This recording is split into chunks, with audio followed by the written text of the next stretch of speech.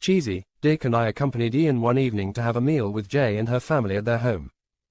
There was a fence around the house which allowed us to eat al fresco with a big fire in the background. Her father Kim, short for Kamotho, and her mother Wamuyu, greeted us and welcomed us to their home.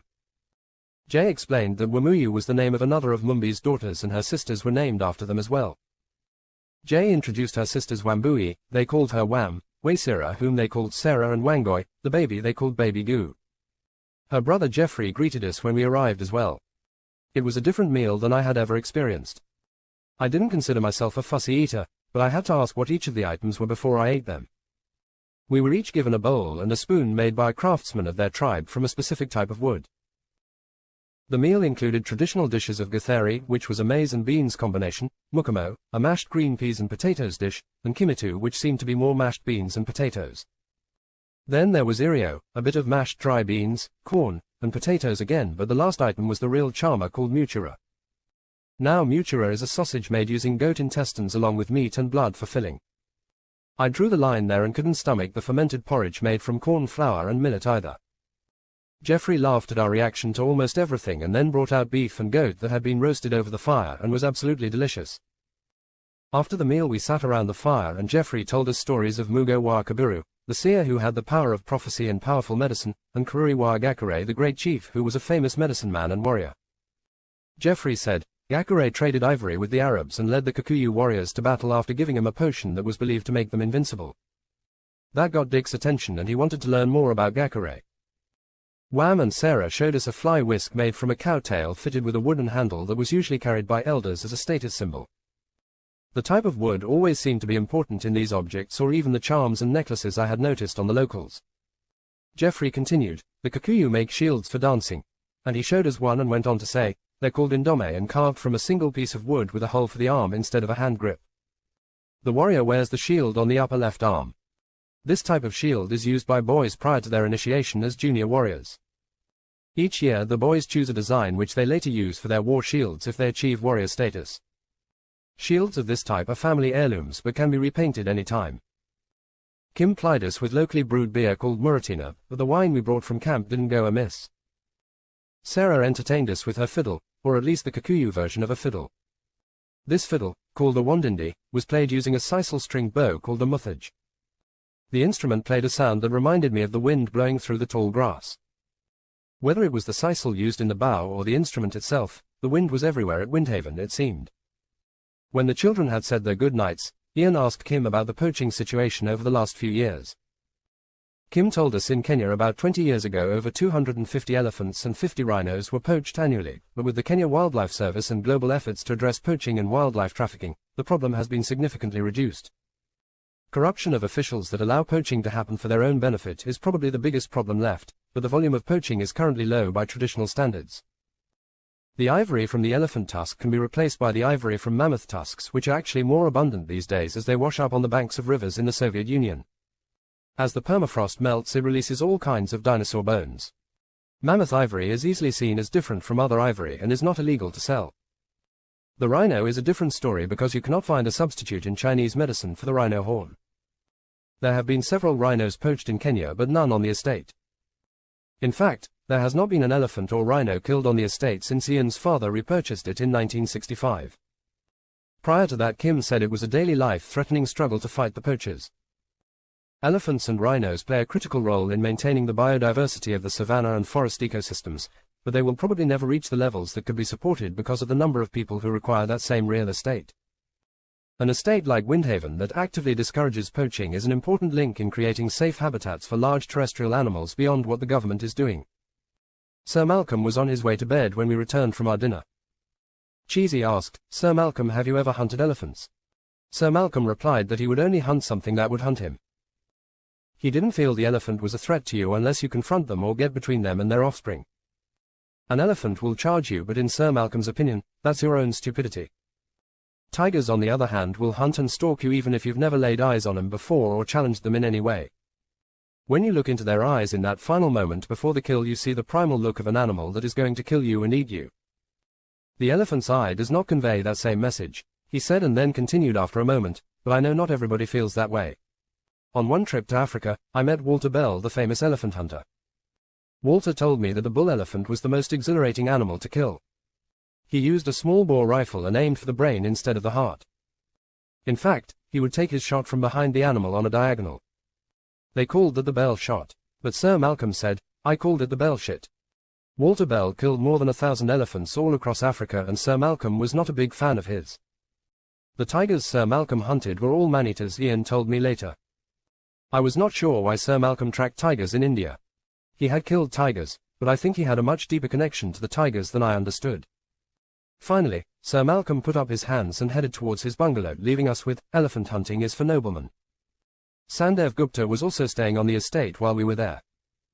Sandev worked for Sir Malcolm in India and would travel to Africa a couple times a year to update Sir Malcolm on his Indian holdings. Although Sandev was 20 years our senior, he was a pleasure to be around. He had an infectious Juida vibe that he attributed to his Hindu religious beliefs and being connected to the earth and the animals around him. Cheesy called him Sandy and said he could see the good in everything, but was the least naive person he had ever met. Sandy was sharp, in a mystical sort of way, that caused you to reflect on what he said to fully understand the meaning of what he was telling you. The analogy Cheesy used was, it feels like somebody picked your pocket, but your wallet is still there. Dick was interested in all forms of physical fitness and Sandy was a yoga master. That was enough of a connection to make them constant companions. They would be the first ones up in the morning, and Ian and I often found them in one of their yoga poses in the yard while we were on our way to consume a massive breakfast. Sir Malcolm's holdings in India were significant and included a great deal of land, businesses, and buildings. He had inherited his parents' estate as well as the estate of Jim Corbett. Although Sir Malcolm could technically be called Lord Malcolm, he refused to take the title. As Sandy tells it, rumour was that Sir Malcolm was actually the illegitimate son of Lady Amanda Havelock and Jim Corbett, and he felt sure Sir Malcolm believed it as true. It surprised me one morning while walking past Sir Malcolm's bungalow to see him sitting cross-legged in the lotus position. His eyes were closed, and he didn't move as I went past without disturbing him. Sandy informed me Sir Malcolm was a yoga master as well and practiced it like a religion, because in India you must be a yoga master before you can be anything else. Cheesy, Dick and I made the trip to the Masai Mara National Reserve with Jeffrey as our guide. We were able to meet some Masai people, but it didn't seem the same as meeting Jay and her people. This seemed so commercial and false, almost like a Disney park. When we saw lions, they were so far away and so many locals were around that it may as well have been a zoo or safari drive. I don't think I imagined petting any lions, but I did want to feel that they were free. It's not the freedom they had centuries ago, but it isn't for the Masai either. Unfortunately, there would have been much better ways to invest the time we spent on that excursion. We did get to see some wildlife through the tall grass and across the savannah, such as impalas, cheetahs, wildebeest, zebras, giraffes, hyenas, and baboons. There were elephants everywhere, but we didn't get too close. Cheesy hoped our trips to Lake Nakuru and the Primate Reserve would be less commercial. Jeffrey confirmed that those areas were more remote, and we will see different animals on those trips than we did on this trip. I think it was good to get this side trip out of the way first because it really was a disappointment. The day after we returned, Ian took us on a tour of the labs to introduce us to the doctors who were in charge of the various research projects. Entering the lab building, Ian explained there were 3 different projects they had commissioned at Windhaven. We had already met Dr. Sue and Dr. Ben on our scorpion hunt and at the nighttime fires, but we were unaware of the projects they were working on. The first project was under the supervision of Dr. Emily Kenyatta, the granddaughter of Jomo Kenyatta, the first president of Kenya. Dr. Emily told us her research project was related to the beliefs of the Kikuyu. In particular, she was interested in the ether and the movement of their ancestors through it. That was the cornerstone of Kikuyu philosophy or religion. I refer to it as vital force, she told us. The Kikuyu believe the universe is composed of interacting and interconnected forces that can manifest themselves in physical things we see and even those things we don't see. Identifying vital force is the first step in Dr. Emily's plan. She went on to explain, the Kikuyu believe all forces in the universe come from Ngai, who has the vital divine force of creation within himself. We already knew the creation story from Jay. Ngai's vital force is exponentially greater than that contained in other objects like humans, animals and trees, and it allows him to pass through realms. Until we can measure the vital force in anything, including people, animals, or minerals, we cannot validate these assumptions. She added, then went on to say, the Kikuyu feel humans have the highest quantity of this vital force, so that indicates the force must be measurable and quantifiable. Once I have identified the vital force within anything, it can be compared to all other objects, both animate and inanimate, to make a hierarchy leading up to Ngai. The Kikuyu also believe that human vital force can be made stronger. Dr. Emily told us, again, once we find the vital force, it should be transferable from one object to another object based on their hierarchy. The level of vital force in an object follows a hierarchy from Ingai, whose force is divine, then down to humans, then animals in some order, onto plants, and then even inanimate objects. It's believed there is a specific point within each object where most of that force is concentrated. To be able to measure levels of vital force should allow us to pinpoint that place in the object that has the most vital force. That may allow for extraction. The Kikuyu believe that the first humans had a stronger vital force because they got their vital force directly from Ngai. Dr. Emily said, if that assumption is true, then we should be able to measure a decline in vital force in generations of people over time.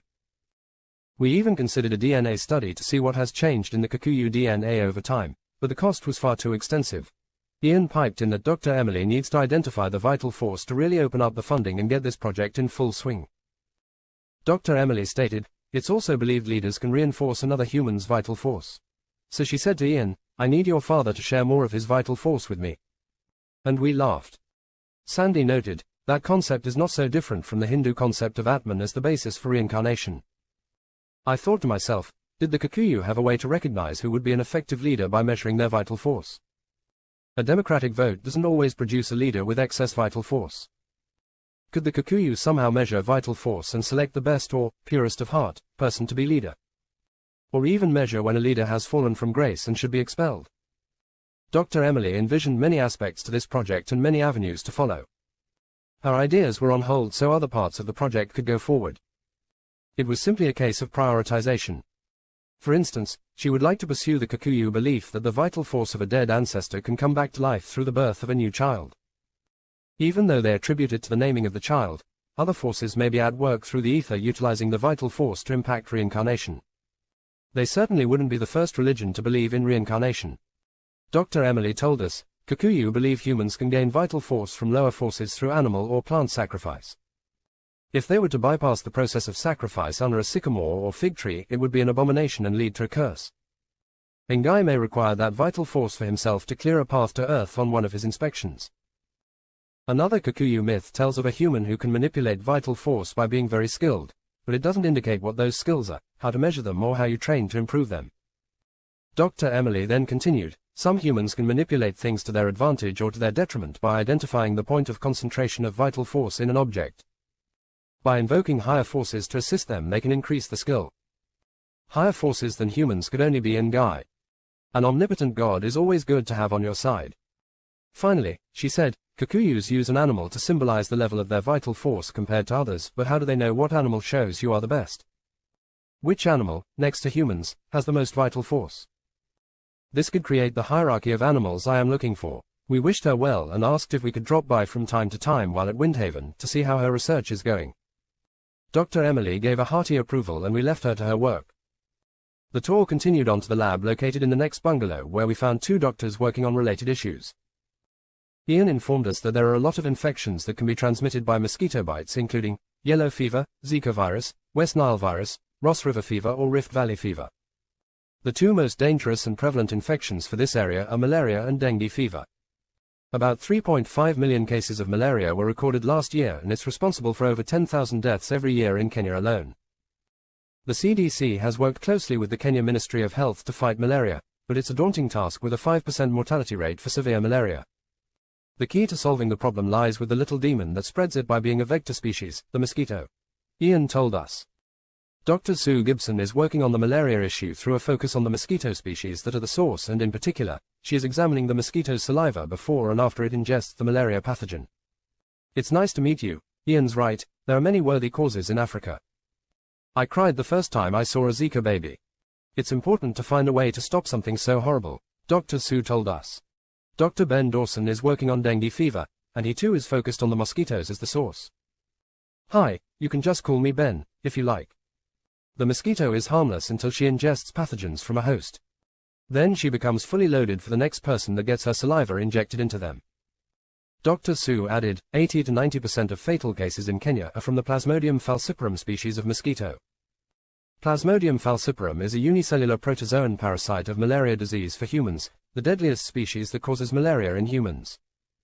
The Anopheles mosquito picks up malaria's most dangerous form, falciparum malaria. Children under 5 years of age are most affected, accounting for 67% of the total deaths. Dick asked how the mosquito infected humans, and Dr. Ben told us, upon becoming infected, the mosquito's gut prepares a zygote, which is a fertilized egg cell. In the embryonic development of humans and other animals, the zygote stage is brief, followed by cleavage, when the single cell becomes subdivided into smaller cells. He went on to say, until meiosis, a type of cell division that reduces the number of chromosomes in the parent cell by half and produces 4 reproductive cells or gamete cells, it must stay there. These cells are called diploid, and this process is required to produce egg and sperm cells for sexual reproduction. My epiphany bell went off, and I wondered if this was a key step in a gene drive that I wanted to understand. At this point, you either create sterile males or you pass the sterility on to all future generations and decimate all the little demons of this species only. Wouldn't other mosquitoes take up the slack as far as feeding the food chain? With 3,500 species of mosquitoes, who would think just one wouldn't matter, but how wrong I was.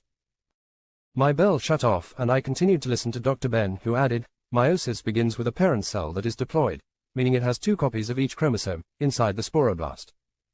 A conveniently named place to produce spores. Over 3,000 haploid daughter cells, called sporozoites, which have only 1 complete chromosome set, appear on the surface of the mother cell. Dr. Ben said, immature sporozoites break through the oocyst wall into the hemolymph, which is a fluid, like blood in vertebrates. It circulates in the interior of the arthropod. Ian said, maybe we could give the infected mosquitoes some dialysis and clean their hemolymph. The medical people chuckled, and Dr. Sue replied, okay, but you're going to have to needle them. Cheesy. Dick and I suddenly realized how much we had just learned about this science in the few minutes we had been exposed. This place was addictive to inquiring minds. No wonder Ian loved it here so much.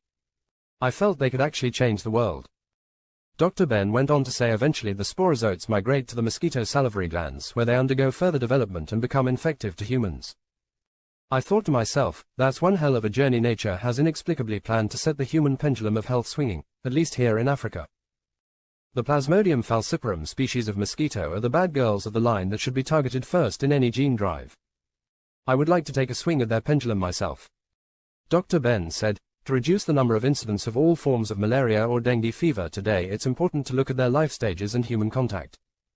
The mosquito's life cycle consists of the egg, larva, pupa, and adult stages. Eggs are laid on the water surface, then hatch into larvae and feed on algae and organic material until they reach the adult stage. In many environments, they are an important food source for animals, such as dragonfly nymphs. Dragonflies and mosquitoes rock each other's pendulums of survival. The adult females of mosquitoes have a tube-like proboscis that can pierce the skin of a person and feed on their blood. They need the protein and iron in the blood to produce eggs to start the cycle over again. He continued. Dr. Sue jumped in and said, the mosquito's saliva is transferred to the host during the bite and can cause an itchy rash, but that's just a smokescreen. Dr. Ben's medical school analysis was bang on, but in simpler terms, the mosquitoes ingest pathogens when biting something and their body converts the pathogens so that it can infect humans. Then they create a new batch of juiced up saliva.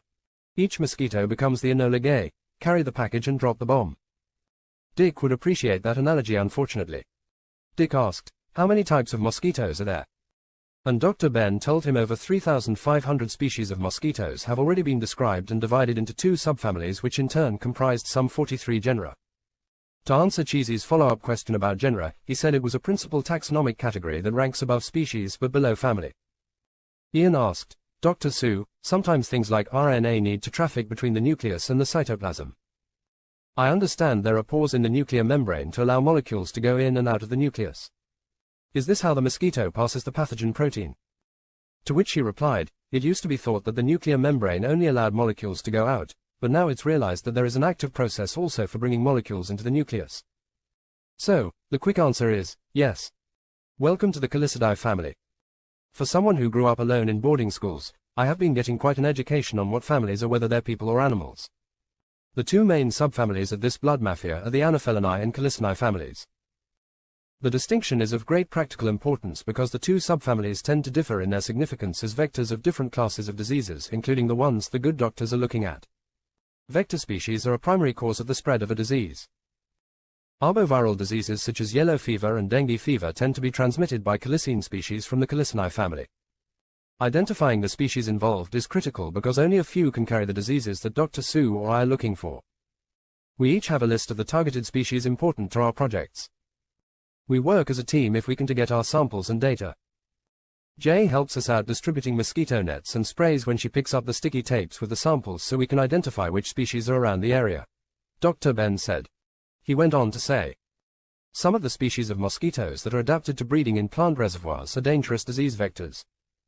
They might just as well occupy anything from a hollow tree trunk to a cupped leaf or an artificial water container or even a casual puddle. These breeding places are the home of some of the most serious disease vector species such as Aedes that transmit dengue and yellow fever. They're of particular interest to me. There are also some studies on this species for human lymphatic filariasis in which a worm lives in the human lymph system. We learned the Aedes polynesiensis mosquito can be detected and monitored by ovitraps. When Cheesy asked what an ovitrap was, Dr. Sue pulled one out. It was a black, cylindrical container that gets filled with water. It's an ideal location for a female Aedes aegypti to lay eggs, which she does on the cardboard paddles. The eggs fall through the mesh into the water where the larvae hatch and develop into pupas. She said it was okay, though, because the adult mosquitoes emerge but are trapped beneath the mesh and unable to escape from the ovitrap. I guess reducing the number of eggs that can hatch from this species is the point of the overall plan because no other species can do what they do. Sticky traps are desirable for optimal monitoring of species abundance and diversity, we were told. Dick asked Dr. Sue who the bad girls of malaria were, and she replied she is currently looking at the Anopheles gambii complex that consists of at least 7 morphologically indistinguishable species of mosquitoes in the genus Anopheles. This complex, or grouping, was recognized 60 years ago and includes the most important vectors of malaria in sub-Saharan Africa.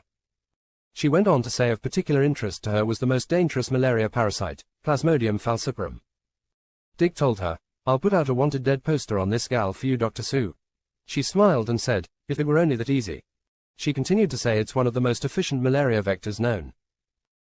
The Ngambii mosquito in particular, a bad girl who can carry 2 bombs in her hold and additionally transmits Wisheria bancrofti, which causes elephantiasis.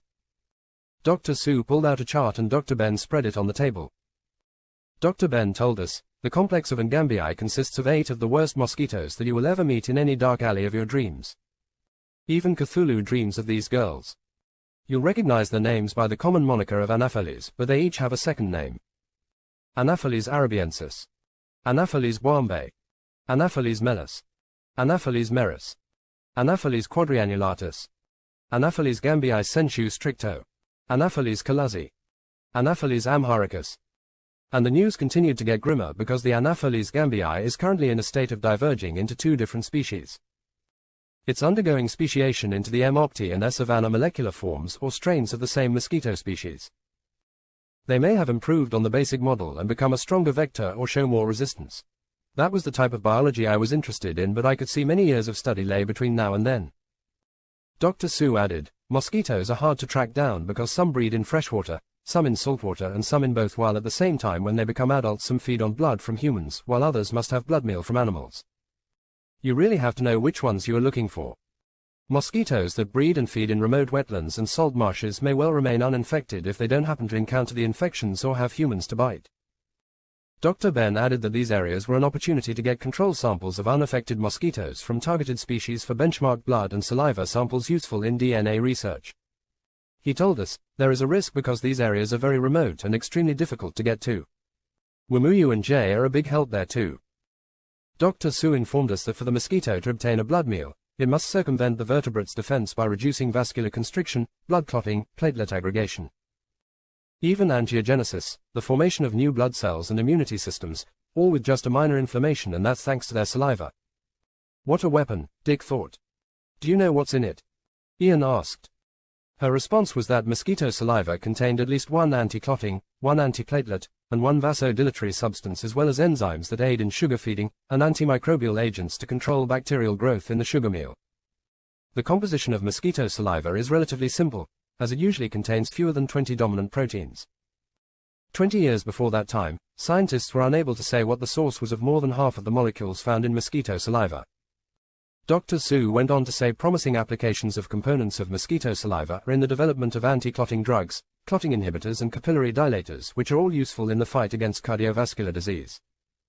Ian asked, how do we fight such a massive force of tiny creatures that can attack us in our sleep? The problem affects everyone around us, so what can we do today to help people avoid this disease? Quote, Dr. Ben took over by saying, "That's a big problem with many facets, and if the object was to try and make sure no one got bit tonight, then I would say we must eliminate breeding places, use window screens, and mosquito nets. Biological controls like fungi and nematodes, predators like fish, dragonfly nymphs and adults, some species of lizard and gecko are all partially effective. We can also use sticky traps and sprays to kill them if they do get to breed. But that still won't be enough." Dick noted, "That's a lot of different strategies, and yet they all still end in millions of malaria cases every year." Dr. Ben then told him, "Some people in the scientific community have suggested the introduction of large numbers of sterile males or some other genetic method like cytoplasmic incompatibility that results in sperm and eggs being unable to form viable offspring. Or chromosomal translocations moving pieces to other chromosomes or sex distortion to cause sex ration distortions to disrupt the population and gene replacement. Gene replacement therapy is a technique of recognizing a faulty gene, applying a piece of DNA in its correct form, though a viral vector or carrier molecule, to the gene. That overrides the identified faulty gene with the corrected copy. My favorite of all to control these disease-carrying bad girls of the insect world may be to eradicate him totally." At that moment I think I had my epiphany. Gene drives, is that like playing God or just saving millions of lives? Is that doing good without doing bad to something else?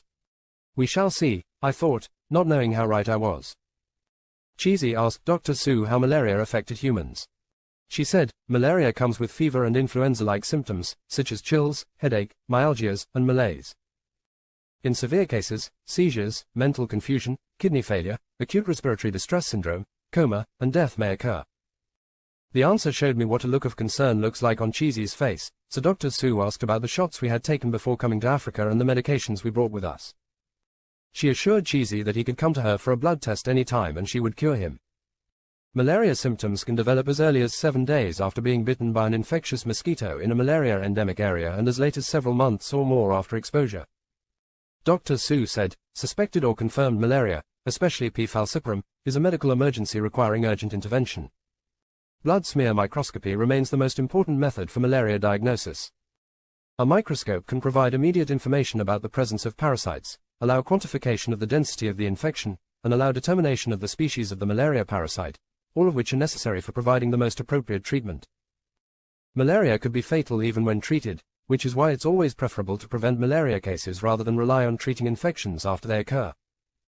It was interesting to learn that land lying at altitudes above 1,600 meters such as Nairobi and Mount Kenya and surrounding areas are malaria-free.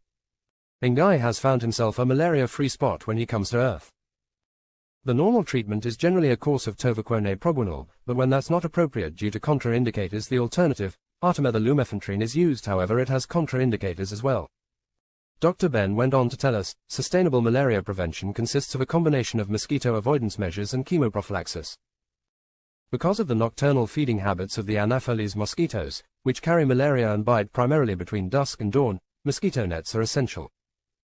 Ian said, "People should avoid mosquitoes if they can by remaining in well-screened areas, sleeping under insecticide-treated mosquito nets, use an effective insecticide spray and wear clothes that cover most of their body."